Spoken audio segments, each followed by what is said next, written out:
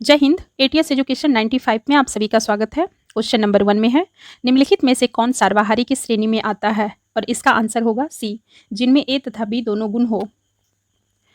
जो जंतु केवल पादप खाते हैं उन्हें शाकाहारी तथा जो केवल जंतुओं को खाते हैं उन्हें मांसाहारी कहते हैं।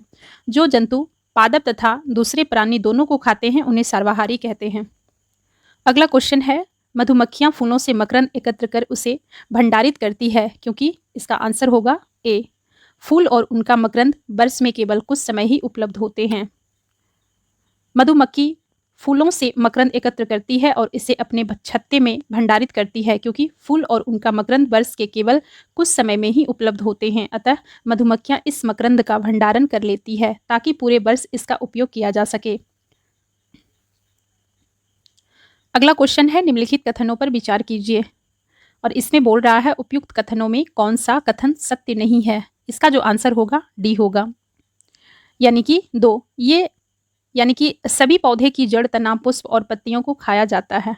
और चौथा नंबर में है, कौवा सर्वाहारी जीव है। ये दोनों असत्य है। आइए देखते हैं। सभी पौधे की जड़, तना, पुष्प एवं पत्तियों का प्रयोग खाने में नहीं किया जा सकता, क्योंकि पौधों का कुछ विशेष हिस्सा ही प्रयोग योग्य होता है। सभी पौधे में कुछ भिन्नताएं भी होती है। सरसों की पत्तियां तथा बीज का ही प्रयोग खाने हेतु किया जाता है, अर्थात कुछ पौधे के 2 या 2 से अधिक भाग के खाने में प्रयोग किया जाता है। कौवा एक सर्वाहारी जीव है। अगला क्वेश्चन है, सूची 1 को सूची 2 से सुमेल कीजिए और सूचियों के नीचे दिए गए कूट का प्रयोग कर सही उत्तर का चयन कीजिए। इसका जो आंसर है, इसका आंसर होगा बी। आइए देखते हैं। शेर एवं बाघ दूसरे जंतु को खाते हैं। शाकाहारी पादप एवं पादप उत्पाद खाते हैं। पालक, फूलगोभी सब्जियां हैं। दूध, पनीर, घी, दही सभी जंतु उत्पाद है। अगला क्वेश्चन है, निम्नलिखित में कौन से भोजन के पोषक तत्वों में सम्मिलित है? और इसका जो आंसर होगा बी होगा, 1 और 2, खनिज, लवण और विटामिन। आइए देखते हैं इसका एक्सप्लेनेशन। भोजन के मुख्य पोषक तत्वों में कार्बोहाइड्रेट, प्रोटीन, वसा, विटामिन तथा खनिज लवण सम्मिलित है। इसके अतिरिक्त भोजन में आहार्य रेशे और जल भी होते हैं। रुझांश हमारे शरीर को कोई पोषक प्रदान नहीं करते। आइए अगला क्वेश्चन देखते हैं। भोजन के विभिन्न पोषक तत्वों के संदर्भ में निम्नलिखित कथनों पर विचार कीजिए। और इसका जो आंसर है डी है। और इसमें बोल क्या रहा है, उपयुक्त कथनों में से कौन से सही हैं? तो सही कौन है? 1, 2 और 3। उपयुक्त तीनों कथन सही है। कार्बोहाइड्रेट और वसा के शरीर को ऊर्जा मिलती है। प्रोटीन तथा खनिज लवण शरीर की वृद्धि एवं अनुरक्षण के लिए आवश्यक है। विटामिन हमारे शरीर को रोगों से रक्षा करने में सहायता देते हैं, जबकि रुझांश बिना पचे भोजन को बाहर निकालने में हमारे शरीर की सहायता करता है। अगला क्वेश्चन है, कार्बोहाइड्रेट के विभिन्न प्रकारों के संदर्भ में निम्नलिखित पर विचार कीजिए। और इसका आंसर ए होगा, केवल एक, एमिनो अम्ल। कार्बोहाइड्रेट कई प्रकार के होते हैं। हमारे भोजन में पाए जाने वाले मुख्य कार्बोहाइड्रेट मंड तथा शर्करा के रूप में होते हैं। अगला क्वेश्चन है, वसा भोजन का एक महत्वपूर्ण घटक है। वसा के संदर्भ में निम्नलिखित कथनों पर विचार कीजिए। और इसका जो आंसर है, इसका आंसर है बी, केवल 1 और 2। कथन ए व 2 सही है, परंतु कथन 3 गलत है, क्योंकि कार्बोहाइड्रेट की तुलना में वसा की समान मात्रा से हमें अधिक ऊर्जा प्राप्त होती है। अगला क्वेश्चन है, पोषक तत्वों के अलावा जल भी भोजन का हिस्सा होता है। इस रूप में जल के संदर्भ में निम्नलिखित कथनों पर विचार कीजिए। और इसका जो आंसर है सी है, 1 और 2। एक में है, कुछ सीमा तक शरीर के लिए आवश्यक जल की पूर्ति खाद्य पदार्थों में उपस्थित जल से हो जाती है। और दूसरा है, जल भोजन में उपस्थित पोषकों को अवशोषित करने और मूत्र तथा पसीने के रूप में अवशिष्ट पदार्थ को शरीर से बाहर निकालने में सहायता करता है। आइए देखते हैं। दोनों कथन सही है। सामान्यतः हमारे शरीर को जितने जल की आवश्यकता होती है वह हमें उन वस्तुओं से प्राप्त होता है जिन्हें हम द्रव्य के रूप में लेते हैं, जैसे कि जल, दूध, चाय इत्यादि। जल भोजन में उपस्थित पोषकों को अवशोषित करने और अपशिष्ट को शरीर से बाहर निकालने में सहायक होता है। अगला क्वेश्चन है, सूची 1 को सूची 2 से सुमेल कीजिए और सूचियों के नीचे दिए गए कूट का प्रयोग कर सही उत्तर दीजिए। और इसका जो आंसर है, इसका आंसर ए है। इसका आंसर ए है, ए। ठीक है, आइए देखते हैं। विटामिन ए की कमी से दृष्टिहीनता, रतौंधी होती है। कमजोर दृष्टि, अंधेरे रात में कम दिखाई देना, कभी कभी पूरी तरह दिखाई देना बंद हो जाना रतौंधी के लक्षण है। विटामिन बी1 की कमी से बैरी बैरी रोग होता है। दुर्लभ पेशियों और काम करने की ऊर्जा में कमी इस रोग के लक्षण है। विटामिन सी की कमी से अस्कर्वी रोग होता है। मसूड़ों से खून निकलना और घाव भरने में अधिक समय लगना इस रोग के प्रमुख लक्षण हैं। अगला है विटामिन डी की कमी से रिकेटस होता है। इसमें अस्थियां मुलायम होकर मुड़ने लगती है। अगला क्वेश्चन है निम्नलिखित में कौन सा कथन और सत्य है, और इसका जो आंसर है बी है। विटामिन बी1 घाव भरने में सहायक होते हैं।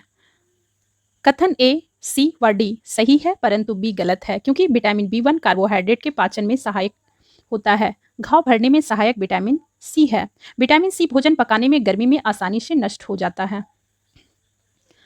अगला क्वेश्चन है निम्नलिखित युग्मकों पर विचार कीजिए। इसमें क्या बोल रहा है, उपयुक्त में से कौन सा सुमेल सही है, यानी कि कौन सा सुमेल सही है ये पूछ रहा है। तो इसका जो आंसर होगा ए होगा, केवल 1 और 2। एक में है कैल्शियम, अस्थियक्ष और आयोडीन घेंघा। आइए देखते हैं।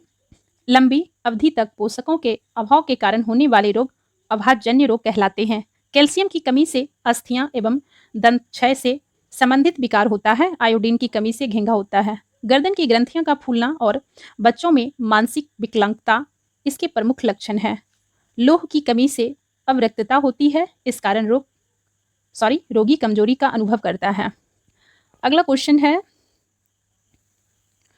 मानव शरीर में धीमी वृद्धि निम्नलिखित में किस कमी के कारण होती है, और इसका जो आंसर है बी होगा, प्रोटीन।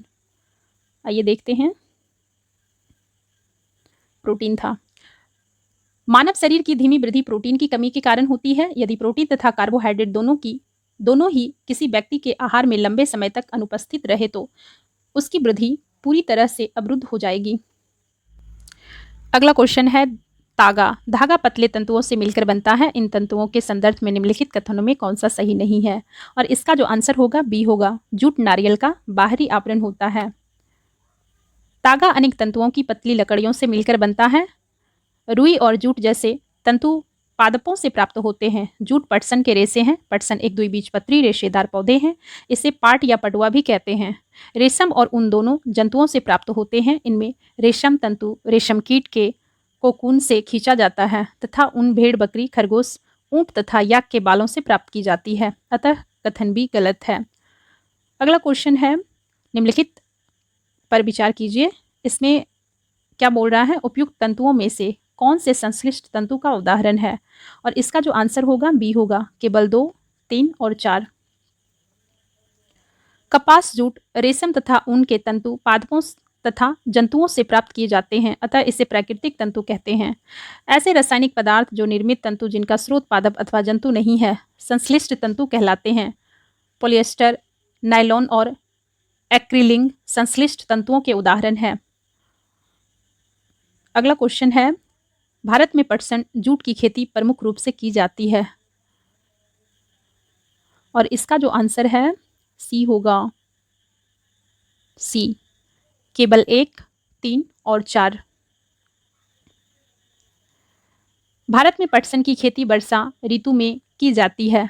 पटसन की खेती प्रमुख रूप से पश्चिम बंगाल, बिहार तथा असम में की जाती है। अगला क्वेश्चन है निम्नलिखित कथनों पर विचार कीजिए। इसका जो आंसर है, इसमें बोल क्या रहा है करने के लिए, उपयुक्त कथनों में कौन से कथन सही है, और इसका जो आंसर है डी होगा, 1, 2 और 3। सामान्यतः पटसन पादप को पुष्पन अवस्था में काटते हैं। फसल कटाई के पश्चात पादपों के तनों को कुछ दिनों तक जल में डुबाकर रखते हैं। जल में डुबाने से तने गल जाते हैं और पटसन तंतुओं को पृथक कर लिया जाता है।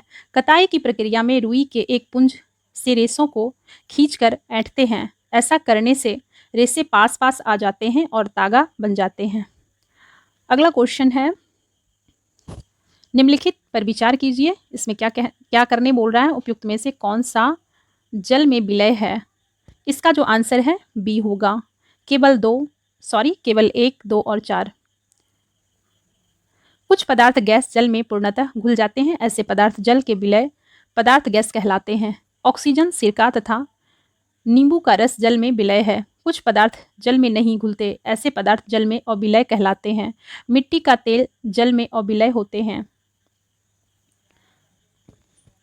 अगला क्वेश्चन है, निम्नलिखित पर विचार कीजिए। इसमें क्या बोल रहा है करने, उपयुक्त में कौन सा पदार्थ पारभासी है।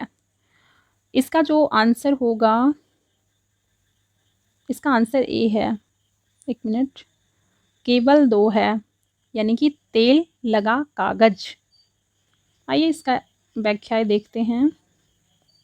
वह पदार्थ जिसके आर पार स्पष्टतः देखा जा सकता है, इन्हें पारदर्शी तथा इनके आर पार नहीं देखा जा सकता, उन्हें अपारदर्शी कहते हैं। कांच पारदर्शी तथा गत्ते का डिब्बा अपारदर्शी पदार्थ का उदाहरण है। ऐसे पदार्थ जिसके आर पार देखा तो जा सकता है परंतु बहुत स्पष्ट नहीं देखा जा सकता, उन्हें पारभासी पदार्थ कहते हैं, जैसे तेल लगा कागज आदि। तो आप सभी को ये वीडियो अच्छा लगे तो चैनल को सब्सक्राइब कीजिए और वीडियो को लाइक कीजिए। फिर हम अगले वीडियो में मिलते हैं। तब तक हंसते रहिए, मुस्कुराते रहिए और बीपीएससी का प्रिपरेशन करते रहिए। और ठीक है, जय हिंद।